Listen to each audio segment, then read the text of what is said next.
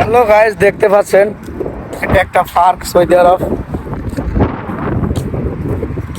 এইসব জায়গায় দিনে মনে করেন যে পার্কে মানুষে ঘুরতে আসে না, বেশিরভাগ রাত্রেই ঘুরে। দেখতেছেন, মাশাআল্লাহ, অনেক সুন্দর একটা জায়গা।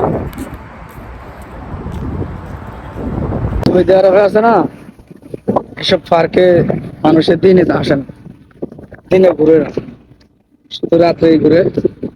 রাত্রে এখানে অনেক মানুষ আসে ঘোরার জন্য। দিনে রোদ্রের গরমের কারণে তাপমাত্রা সইতে পারে না, তাই এখানে দিনে আসে না, রাত্রেই ঘুরে সবাই। মাশাআল্লাহ, অনেক সুন্দর একটা জায়গা, অনেকদিন পরে ঘুরতে আসলাম।